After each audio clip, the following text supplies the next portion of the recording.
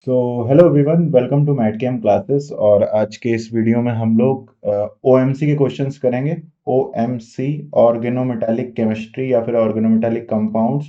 और ये इसके क्वेश्चन कहाँ से हम कर रहे हैं तो हम लोग थंबनेल देखकर आप समझ गए हो।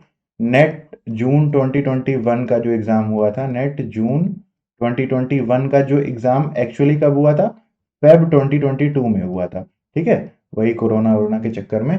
तो नेट जून 2022 का जो ये ऑफिशियल एग्जाम था, वो फरवरी 2021, जून 2021 की जगह फरवरी 2022 में हुआ था। And we are going to discuss that topic. And today you will understand once again the importance of organometallic chemistry, organometallic compound chapter in CSIR NET examination. तो क्योंकि ये एग्जाम है, in that particular exam the OMC has too much weightage. And इस exam में फिर से 20-30 number के questions आए हुए थे। तो चलिए फटाफट उन क्वेश्चंस को देख लेते हैं। और उससे पहले मैं आपको कुछ इन्फॉर्मेशन लगातार देता रहूंगा। वो इन्फॉर्मेशन क्या है? एक तो ये भाई कि titanium batch Mat Chem classes के CSIR नेट, IIT जैम और गेट केमिस्ट्री के लिए चलते रहते हैं। तो अगर आपको कभी भी कोई ऑनलाइन कोर्स ज्वाइन करना है मैट कैम क्लासेस का, CSIR नेट की तैयारी करनी है आपको बिल्कुल स्टार्टिंग से, तो उसके लिए आप मैडकेम के ऐप को डाउनलोड कर सकते हैं। क्रैश कोर्स अगर आप ज्वाइन करना चाहते हैं तो क्रैश कोर्स ज्वाइन कर सकते हैं CSIR NET GATE IIT JAM का।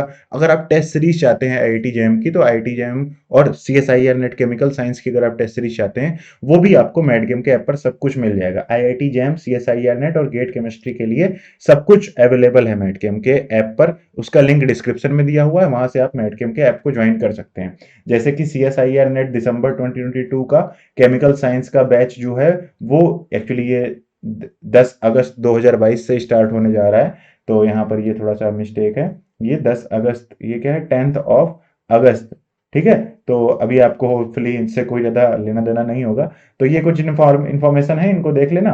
और पॉज करके अगर कुछ चाहिए हो इंपॉर्टेंट, अगर कुछ टेस्ट सीरीज कुछ भी चाहिए हो, तो मैडकेम का ऐप का लिंक डिस्क्रिप्शन में पड़ा है, ऐप डाउनलोड कर लेना। ठीक है, तो चलिए स्टार्ट करते हैं। और यहाँ पर मैं तुमको बताता चलूंगा वन बाय वन कि इस क्वेश्चन में कौन सा टॉपिक कितने नंबर का आया था। And I will also try कि जो if you are if you are not comfortable with Hindi, I will try to make sure that you understand also in the English language. Okay, so I will try my best to take care of you, that you don't miss where I am. So that was the question. Where is the arrow? This is the arrow. So this was the question. This was question of 2 marks only. This was a question of 2 marks. Okay, so you will just, what you have to do, just keep on adding the marks, that how many marks were asked from CSIR, from organometallics chapter in CSIR net chemical science. Okay, so ये question पूछ रहा है कि consider the following statement in contest of NO and CO ligand. तो इनके बारे में हमें स्टेटमेंट सेलेक्ट करना है, कौन सा स्टेटमेंट सही है। ठीक है, consider the following in the correct statement, consider following statement in the context of NO and CO. So in first question, in first option, what it is showing, in the bent mode of NO donates 3 electron to the metal center. It is totally correct. जो आपका NO होता है भाई, वो NO अगर bent mode में होता है तो बेंट मोड में वो 1 इलेक्ट्रॉन डोनेट करता है, 1 इलेक्ट्रॉन डोनर होता है। और NO अगर लीनियरली जुड़ेगा तब वो क्या होता है, 3 इलेक्ट्रॉन डोनर होता है। ठीक है, ये बात हमको पहले से ही क्लियर है। तो इस वजह से यहां पर आपके पास ये ऑप्शन गलत है। इसके बाद नेक्स्ट क्या कह रहा है, इन IR spectrum the mu NO stretching frequency of bent nitrosyl typically lies between 15 to 5 to 16-19 centimetre inverse. This is correct. Bent mode में जो म्यू NO की वो होती है फ्रीक्वेंसी, ये यही होती है 1525 से 1619 तक। और जो लीनियर NO की होती है ना, अब तुम सोचोगे लीनियर NO की, तो लीनियर NO की होती है यही 1690 से आसपास, आप समझ सकते हो 1750 के आसपास, 1690 से 1750 के आसपास होती है। ठीक है, 1750 या फिर 1800 तक एज मैक्स हो सकती है, इससे ज्यादा नहीं होती है। 1800 से 1690 तक ये रेंज होती है किसकी, लीनियर वाले की, क्योंकि लीनियर वाले का बॉन्ड स्ट्रांग होता है ना, दैट्स वाई। तो ये वाला पॉइंट भी क्या है अपना सही है, तो ये वाला पॉइंट अपना सही है। अब क्या कह रहा है, HOMO of NO and CO are pi star and sigma star. तो NO का मॉलिक्यूलर ऑर्बिटल और CO का मॉलिक्यूलर ऑर्बिटल डायग्राम आपको आना चाहिए। और CO का जो होमो होता है उसके बारे में बहुत फेमस लाइन पता है हमें, वो होता तो सिग्मा ही है, लेकिन वो partially anti bonding in character होता है, इस वजह से CO प्लस जब होता है तो उसका बॉन्ड ऑर्डर बढ़ जाता है। ये कुछ CO का मॉलिक्यूलर ऑर्बिटल डायग्राम बहुत फेमस है। तो इसलिए अगर आप नेक्स्ट मैंने बना दिया है, नेक्स्ट केस में क्या आ रहा है आपके पास, CO NO का मॉलिक्यूलर ऑर्बिटल डायग्राम बना हुआ है, तो पहले ये CO का बना हुआ है, इधर साइड कार्बन है, इधर साइड ऑक्सीजन है। तो CO का इन जनरल आपका जो मॉलिक्यूलर ऑर्बिटल डायग्राम होता है, उसे अगर याद रखने का तरीका मैं बताऊं आपको, तो वो इस तरीके से समझ लो कि जैसे B2 C2 N2 O2 से पहले तक के जितने मॉलिक्यूलर ऑर्बिटल डायग्राम होते हैं ना, जिसमें 2p नीचे, ये पाई बॉन्ड नीचे होता है और सिग्मा बॉन्ड ऊपर होता है, फिर इसके बाद इधर पाई स्टार होता है और उसके ऊपर ये फीचर सिग्मा स्टार होता है। इस तरीके से ये 2p ऑर्बिटल के मॉलिक्यूलर ऑर्बिटल्स बनते हैं इस तरीके से, ठीक है। ये सब चीजें इस तरीके से किसके लिए होती हैं आपको पता है, ये मॉलिक्यूलर ऑर्बिटल डायग्राम्स होते हैं N2 के लिए, C2 के लिए, B2 के लिए। तो इस टाइप का ही मॉलिक्यूलर ऑर्बिटल डायग्राम होता है CO का, ये ध्यान रखना होता है। और NO का भी मॉलिक्यूलर डायग्राम ऐसा ही होता है, ठीक है। ये बात आपको बेसिक फंडा टाइप का आता है, थोड़ी सी ट्रिक टाइप की, कुछ भी बोल लो, ये इस टाइप का मॉलिक्यूलर ऑर्बिटल डायग्राम होता है। तो कुल मिला के तुम्हें ये पता है कि 2s का सिग्मा, सिग्मा स्टार, इसके बाद यहां पर पाई बॉन्ड नीचे बनाने होते हैं तुमको, उसके बाद ये सिग्मा आता है, फिर पाई स्टार आते हैं। इस तरीके से यहां पर तुमको पाई बॉन्ड नीचे बनाने होते हैं, यहां पर सिग्मा आता है, फिर आपके क्या आते हैं, पाई स्टार आते हैं। तो इसमें इलेक्ट्रॉन फिलिंग करके देखोगे तो CO में यहां पर तुम्हारे पास 6 इलेक्ट्रॉन, यहां पर तुम्हारे पास 8 इलेक्ट्रॉन, 14 इलेक्ट्रॉन फिल करने होते हैं। 14 इलेक्ट्रॉन्स में से 4 इलेक्ट्रॉन नीचे फिल हो जाते हैं 1s स्टार में, 1s और 1s स्टार में। यहां पर 4 इलेक्ट्रॉन नीचे फिल हो जाते हैं, 10 इलेक्ट्रॉन फिल करने होते हैं। तो 2 electron, 2 electron, 2 electron, 2 electron, 2 electron, last electron जहां गया वो इसका होमो कहलाता है, और ये कैसा है, सिग्मा टाइप का है। और NO में क्या होता है, यहां पर कार्बन की जगह नाइट्रोजन आता है, नाइट्रोजन के पास 7 इलेक्ट्रॉन, इधर side 8 electron, molecular orbital diagram से बनने हैं 15 इलेक्ट्रॉन। तो 15 का मतलब है 1 इलेक्ट्रॉन एक्स्ट्रा भरना है, तो यहां तक तो भर ही चुके हैं। तो इसका मतलब क्या हो गया, 1 इलेक्ट्रॉन यहां ऊपर चला जाएगा और पाई स्टार में आपका क्या आ जाएगा, लास्ट इलेक्ट्रॉन हो जाएगा, तो इसका होमो क्या हो जाएगा, पाई स्टार आपका हो जाएगा। तो इसमें से कोई प्रॉब्लम नहीं होनी चाहिए तुमको, ठीक है। तो ये बस यही कहानी है इसकी पूरी की पूरी। आपके पास जो ऑप्शन आएगा, इसका मतलब है बी और सी ऑप्शन तुम्हारा क्या है, सही है। So B and C options are correct, so option B is the correct option, ठीक है। So this was the first question of organometallic compounds. और इसे आप चाहें तो OMC का मतलब बॉन्डिंग का पार्ट भी बोल सकते हो, बॉन्डिंग और OMC एक तरीके से मिक्स है। तो 2 मार्क्स का क्वेश्चन यहां से आपका आया था, ठीक है। इसके बाद नेक्स्ट क्वेश्चन देखते हैं, ये भी 2 मार्क्स का क्वेश्चन था, 2 मार्क्स का क्वेश्चन था ये भी। इसमें देख लेते हैं क्या था भाई, क्या पूछा था इन्होंने। तो इसमें क्या था एक्चुअली, क्या था, consider the following statement in context of organometallic compound. So ये तुम्हारे पास क्या है, ये कार्बीन दी हुई है, यहां पर ये वाला जो कार्बन है ना, ये वाला कार्बन, ये कार्बन एक्चुअली डेफिशिएंट कार्बन है, 6 इलेक्ट्रॉन कार्बन है, जिसे कार्बीन कहा जाता है। यहां पर कार्बन है, यहां पर 2 इस तरीके से इलेक्ट्रॉन होते हैं, और यहां पर ये आपका OMe ग्रुप लगा हुआ है, और यहां पर Me ग्रुप लगा हुआ है। अब तुम्हें पता करना हो कि ये फिशर कार्बन है या फिर स्ट्रॉक कार्बन है। तो फिशर कार्बन क्या होता है, फिशर कार्बिन जो होती है, फिशर कार्बिन क्या होती है, इलेक्ट्रोफिलिक होती है। क्या होती है, इलेक्ट्रोफिलिक होती है। फिशर कार्बिन जो होती है वो इलेक्ट्रोफिलिक होती है। ऐसे याद रखो कि फिशर मतलब मछली, मछली जल की रानी है, और वो पानी में रहकर भी पानी की प्यासी रहती है। ऐसी प्यारी सी लाइन हम लोग बचपन में पढ़ते थे। तो फिशर कार्बिन इज इलेक्ट्रोफिलिक, वो इलेक्ट्रॉन की प्यासी है। और ये कैसे है, फिशर कार्बिन कैसे पता चला, क्योंकि इसके बगल में जो ये ऑक्सीजन लगा हुआ है ना, ये ऑक्सीजन एक्चुअली इसको बैक बॉन्ड करके इलेक्ट्रॉन डोनेट कर रहा है। ये इलेक्ट्रॉन डिफिशियंट है इस ऑक्सीजन की वजह से भी, और प्लस साथ ही साथ इस ऑक्सीजन के द्वारा बैक बॉन्ड से वो स्टेबलाइज भी हो रही है। तो एक फिशर कार्बिन है, अगर पता करके बताना होता तो हम लोग पता कर लेते। कह रहा carbene ligand donates 2 electron to the metal and accepts d electrons to make a pi bond. तो क्या कह रहा है कि भाई जो आपका कार्बिन है वो डबल बॉन्ड बनाता है, यहां पर 2 इलेक्ट्रॉन डोनेट करता है, और डी इलेक्ट्रॉन्स एक्सेप्ट करता है to make a pi bond. तो भाई यहां पर ये वापस पाई बॉन्ड नहीं मेक करता है, यहां पर ये जो कार्बिन है ये इलेक्ट्रोफिलिक नहीं है, यहां पर ये बात भी हमें क्लियरली समझ में आ गई। तो यहां पर क्या है, एक्सेप्ट द डी इलेक्ट्रॉन। तो यहां पर जो पाई बॉन्ड है ना, वो इलेक्ट्रॉन को एक्सेप्ट कर सकता है। अभी मैं आपको नेक्स्ट स्टेप में करके दिखाता हूं। यहां पर देखो इस तरीके से, यहां पर क्या कह रहा है कि यहां पर इस तरीके से आपके पास ये क्वेश्चन दिया हुआ है, इसको जरा ध्यान से देखते हैं। पहले OMe क्या करेगा, ऐसे जब इसने डबल बॉन्ड बनाया ना, इस तरीके से डबल बॉन्ड बनाया, तो डबल बॉन्ड केस में पहले यहां पर ये इस तरीके से सिग्मा बॉन्ड बनाएगा, मतलब इस तरीके से ऑक्सीजन यहाँ पर इलेक्ट्रॉन डोनेट करेगा, जिसकी वजह से ये बॉन्ड कहाँ ब्रेक होगा, क्रोमियम की तरफ ब्रेक होगा, तो क्रोमियम पर क्या आएगा, नेगेटिव चार्ज आएगा।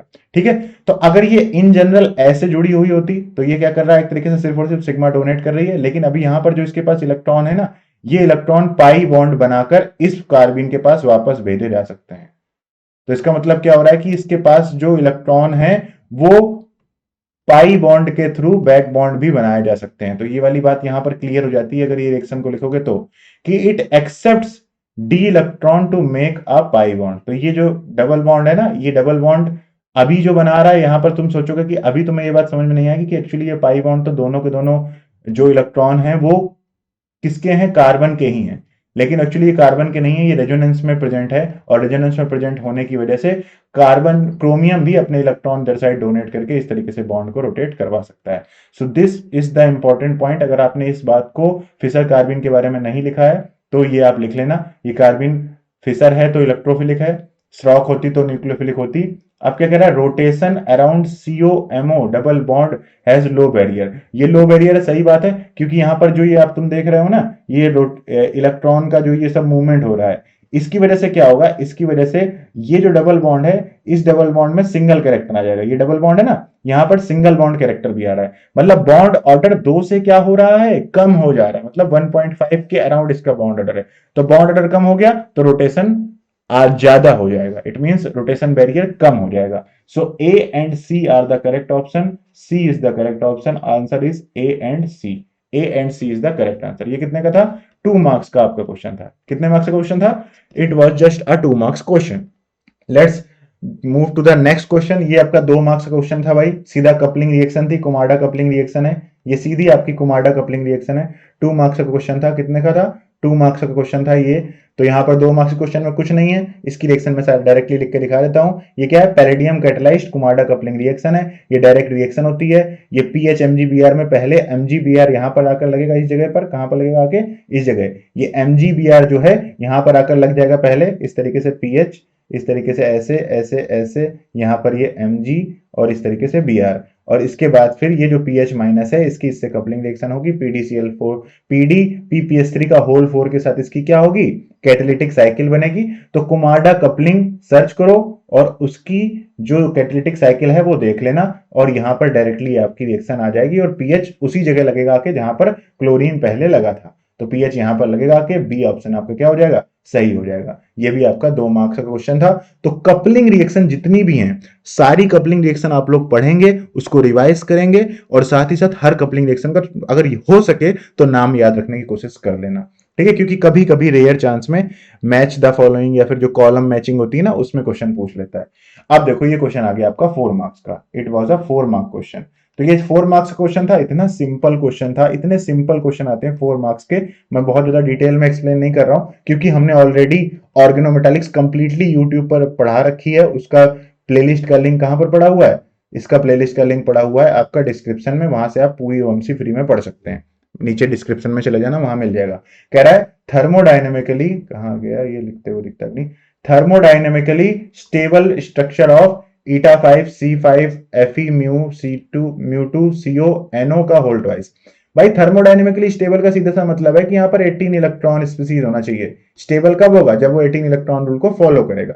तो 18 इलेक्ट्रॉन रूल को फॉलो करने के लिए चलो देखते हैं, पहले वाले को देख लेते हैं। पहले वाले में Fe के कितने इलेक्ट्रॉन है, 8। मैंने तुमको सब कुछ ये सिखाया हुआ है, डायरेक्टली स्ट्रक्चर देखकर 18 इलेक्ट्रॉन काउंट पता करना, वरना 18n माइनस VSE तो करते ही है, 18n minus VSE divided by 2, इस तरीके से करके मेटल मेटल बॉन्ड तो निकाले ही जा सकते हैं कि इसके स्ट्रक्चर में कितने मेटल मेटल बॉन्ड होंगे, वो तुम देख लेते हो, उतने मेटल मेटल बॉन्ड वाले ऑप्शन को तुम सेलेक्ट कर लेना। तो यहाँ पर एक्चुअली क्या है, उससे अच्छा मैंने तुमको पहले ट्रिक बताई हुई है, 8 इलेक्ट्रॉन यहाँ पे Fe के, प्लस 5 इलेक्ट्रॉन, सॉरी 3 इलेक्ट्रॉन इस NO के, तो 8 प्लस 3, प्लस 5 इलेक्ट्रॉन इस CP ग्रुप के, क्योंकि ये ईटा 5 से जुड़ा हुआ है, तो प्लस 5।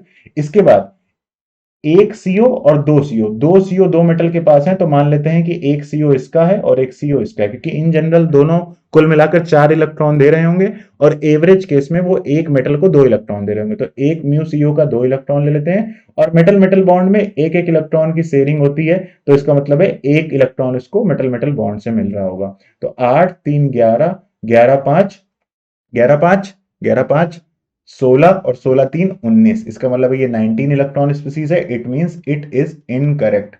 अब तुम्हें अगर समझ में आया तो बढ़िया, नहीं समझ में आया तो वीडियो को पीछे करके देख लो। इसका मतलब है ये कितने 19 इलेक्ट्रॉन स्पीसीज है। अब 19 इलेक्ट्रॉन स्पीसीज है तो अगर इसमें से एक इलेक्ट्रॉन कम हो जाए मेटल के पास तो वो कंपाउंड स्टेबल होगा कि नहीं होगा, 18 इलेक्ट्रॉन होगा कि नहीं होगा।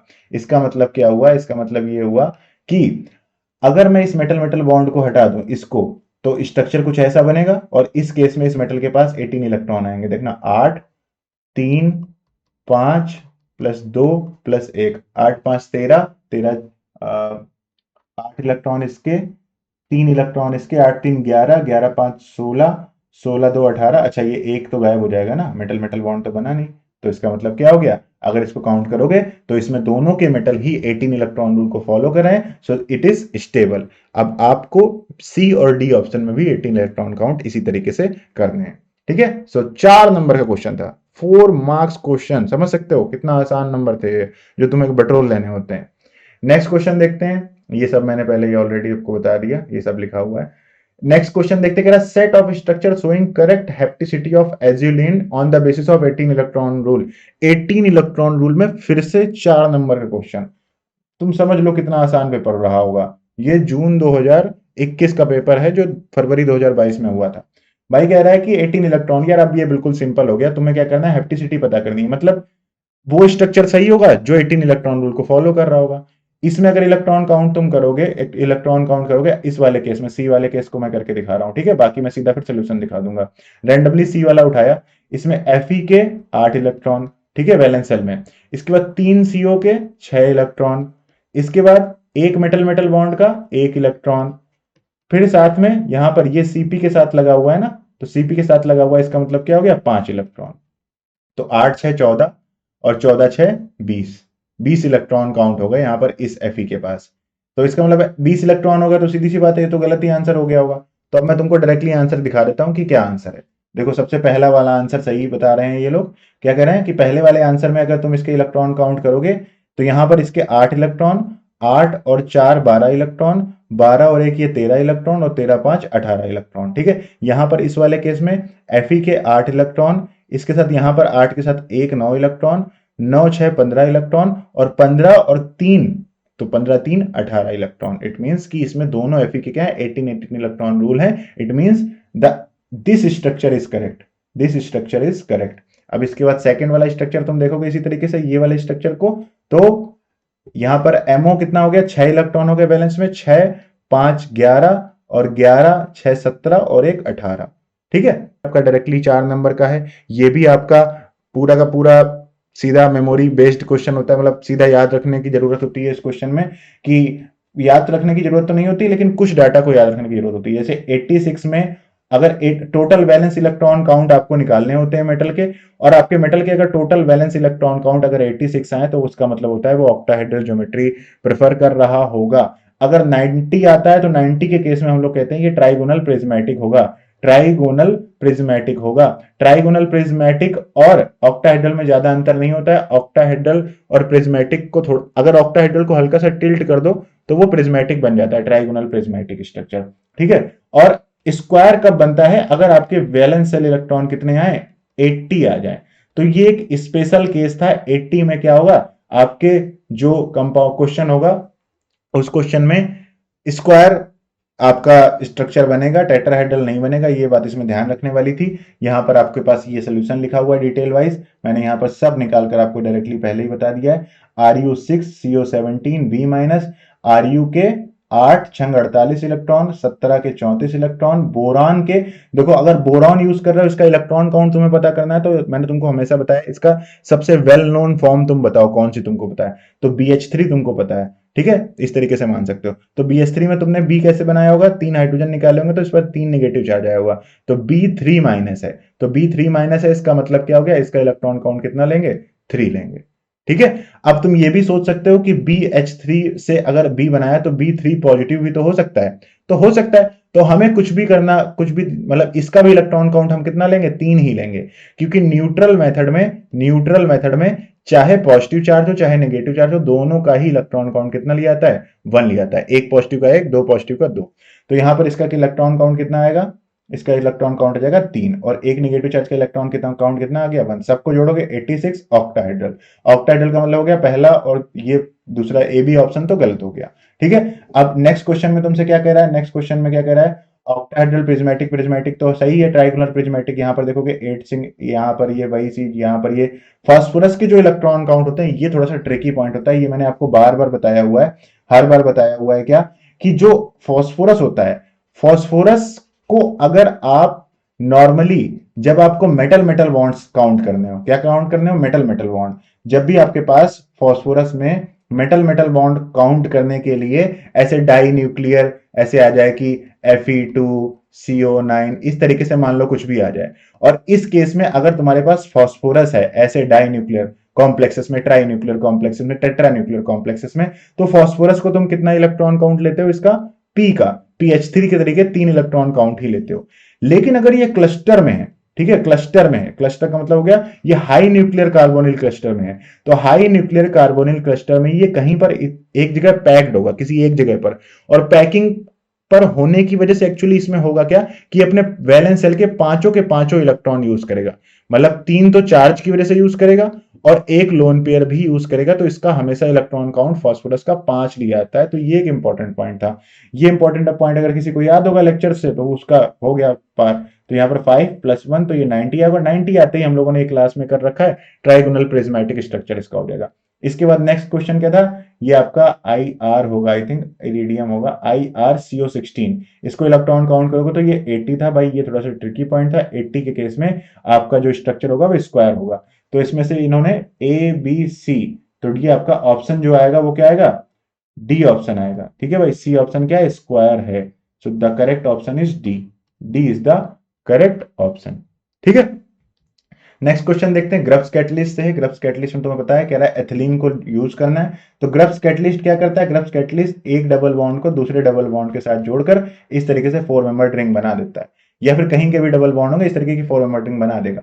तो तुम इसके साथ अगर डबल बॉन्ड यूज करोगे तो यहाँ पर एक 4 मेंबर रिंग बनेगी, लेकिन यहाँ पर 4 मेंबर रिंग नहीं दे रखी है, इसका मतलब है सीधी सी बात है 4 मेंबर रिंग अनस्टेबल है, क्योंकि 1, 2 और 3 4 मेंबर रिंग बन जाएगी, मॉलिक्यूल बहुत अनस्टेबल हो जाएगा, तो इसलिए रिंग ओपनिंग हो जाएगी। रिंग ओपनिंग ऐसी होगी कि सारे के सारे जो 4 मेंबर रिंग है वो ओपन हो जाए। तो यहां पर क्या होगा, जब पहले इस तरीके से, पहले ग्रब्स कैटलिस्ट से रिएक्ट करके इस तरीके का प्रोडक्ट बनाएगा, अब इसमें ये बीच वाली मिडिल वाली रिंग क्या होगी, ओपन हो जाएगी। किस तरीके से होगी रिंग ओपनिंग होगी, जैसे आपने पेरीसाइक्लिक में थोड़ा बहुत पढ़ा हो सकता है, उसी तरीके से यहाँ पर रिंग ओपनिंग होगी। यहाँ पर एक्चुअली क्या होगा, एक्चुअली यहाँ पर होगा क्या, ये वाला बॉन्ड इधर साइड शिफ्ट हो जाएगा, ये वाला बॉन्ड यहाँ नीचे की तरफ शिफ्ट हो जाएगा, तो एक डबल बॉन्ड यहाँ पर आ जाएगा जो कि ये रहा, एक डबल बॉन्ड यहाँ नीचे आ जाएगा जो कि ये रहा। ये वाला हाइड्रोजन और ये वाला हाइड्रोजन पहले से ही सिस में है, तो प्रोडक्ट में भी ये दोनों हाइड्रोजन क्या रहेंगे, सिस पोजीशन पर ही रहेंगे। एमी की जो पोजीशन है यहाँ पर, वो एमी की पोजीशन भी भाई रहेगी, यहाँ पर जो आपका ऑप्शन आएगा वो डी रहेगा, इस जगह पर ये एमी लगा हुआ है, यहाँ पर ये एमी लगेगा, ठीक है, इस जगह ये एमी लगेगा, तो यहाँ पर ये इसका डी आंसर आएगा। ठीक है, और ये बिलो द प्लेन है तो ये बिलो द प्लेन ही रहेगा। तो आंसर में यहाँ पर ये ओ एम ई यहाँ पर होना चाहिए, लिखा नहीं है, मिस्टेक हो गया है, यहाँ पर ये एम ई लगा हुआ है, इस तरीके से आपका डी ऑप्शन सही हो जाएगा। ये गलत होगा क्योंकि यहाँ पर एम ई नहीं लगा हुआ है, ये वाला गलत होगा क्योंकि यहाँ पर डबल बॉन्ड गलत जगह लगा हुआ है, ये वाला गलत होगा क्योंकि यहाँ पर एम ई की पोजीशन चेंज कर दी है। So D will be the correct answer. Okay, so the very next question was also directly from the coupling reaction। यहाँ पर ये सोनोगासीरा कपलिंग रिएक्शन है आपकी, यहाँ पर इसमें क्या करते हैं, पहले हम लोग 9BBN की हेल्प से क्या करते हैं, अपना रिएक्टेंट तैयार करते हैं और उसके बाद करवाते हैं कपलिंग रिएक्शन।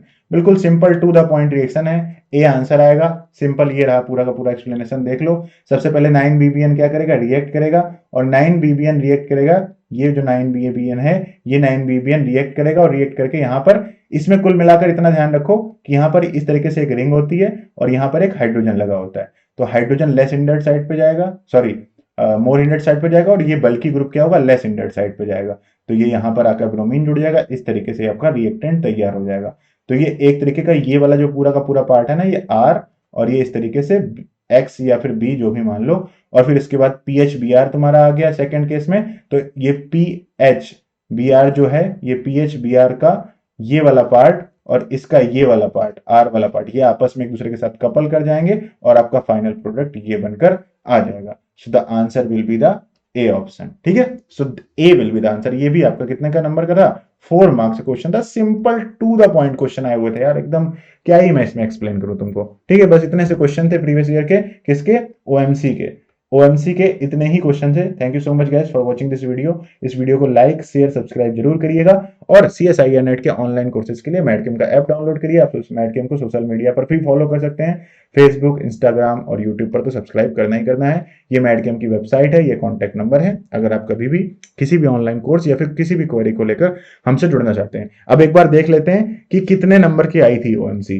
तो देखो 4, 4 के बाद 4 4 8, 8 के बाद 4 4 4 4 8, 8 4 12, 12 के बाद 12 और 4 16, 16 और 4 20, 20 और 4 24, 24 और ये 2 26, 26 और 2 28, 28 और 2 एक तरीके से ऐसे करो 30 नंबर की ओएमसी। भाई साहब 30 नंबर की ओएमसी, 90 नंबर तो तुम्हें एलएस लाने के लिए चाहिए, ठीक है। 120 नंबर तुम्हें किसके लिए चाहिए, 120 नंबर तुम्हें जेआरएफ के लिए चाहिए। इन जनरल में मोटा मोटी बता रहा हूं तो भाई 30 नंबर यार, 30 नंबर की ओएमसी आई थी, कम नहीं है, ठीक है। तो ओएमसी और कोऑर्डिनेशन 2 टॉपिक पढ़ के 50 नंबर ला जा सकते, तो 30 मार्क्स की आई थी, बहुत इंपॉर्टेंट है। तो इस टॉपिक को जरूर पढ़िएगा। इसकी प्लेलिस्ट डिस्क्रिप्शन में पड़ी हुई है। एटलीस्ट मैंने वहां पर रिवीजन क्लासेस भी कराई हैं, 3 रिवीजन क्लासेस कराई हैं, उसमें सब कुछ पढ़ा दिया है। तो रिवीजन क्लासेस भी जरूर कर लेना अगर टॉपिक अभी तक तुमने नहीं पढ़ा है। Don't skip this chapter, don't skip this chapter. Okay, thank you so much guys and wishing you all the best for your upcoming CSIR NET chemical science examination. Thank you so much once again.